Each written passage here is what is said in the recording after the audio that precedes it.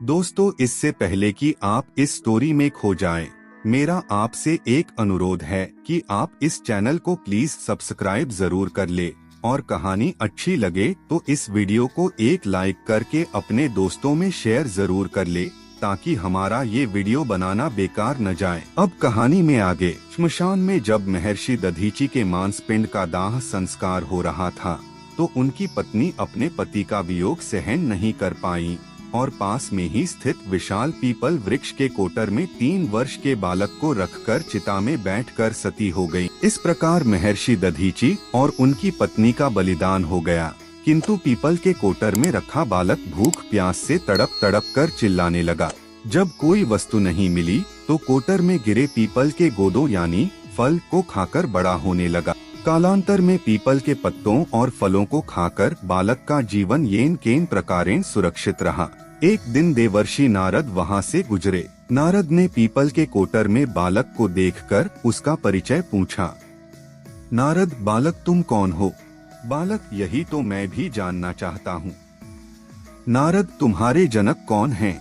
बालक, यही तो मैं जानना चाहता हूँ। तब नारद ने ध्यान धर देखा। नारद ने आश्चर्यचकित हो बताया कि हे बालक, तुम महान दानी महर्षि दधीची के पुत्र हो।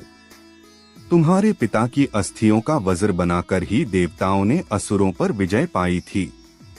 नारद ने बताया कि तुम्हारे पिता दधीची की मृत्यु मात्र 31 वर्ष की वय में ही हो गई थी। बालक, मेरे पिता की अकाल मृत्यु का कारण क्या था? नारद, तुम्हारे पिता पर शनिदेव की महादशा थी। बालक, मेरे ऊपर आई विपत्ति का कारण क्या था? नारद, शनिदेव की महादशा।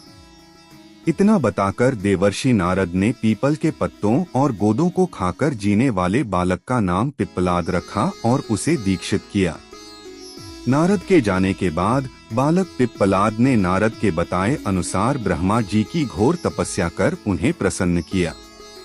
ब्रह्मा जी ने जब बालक पिप्पलाद से वर मांगने को कहा तो पिप्पलाद ने अपनी दृष्टि मात्र से किसी भी वस्तु को जलाने की शक्ति मांगी।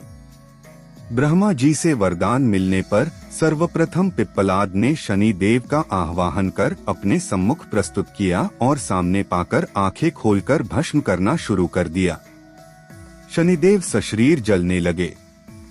ब्रह्मांड में कोलाहल मच गया। सूर्यपुत्र शनि की रक्षा में सारे देव विफल हो गए। सूर्य भी अपनी आंखों के सामने अपने पुत्र को जलता हुआ देखकर ब्रह्मा जी से बचाने हेतु विनय करने लगे। अंततः ब्रह्मा जी स्वयं पिप्पलाद के सम्मुख पधारे और शनिदेव को छोड़ने की बात कही, किंतु पिप्पलाद तैयार नहीं हुए।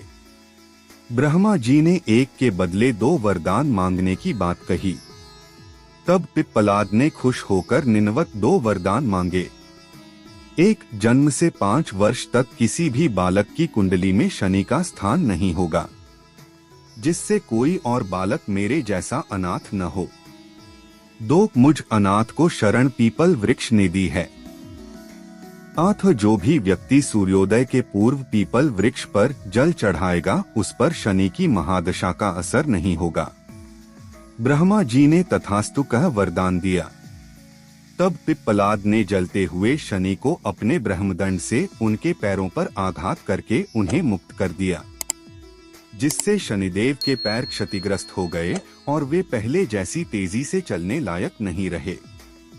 8, तभी से शनि शनै चरतीय शनैश्चर अर्थात जो धीरे चलता है वही शनैश्चर है कहलाए और शनि आग में जलने के कारण काली काया वाले अंग भंग रूप में हो गए।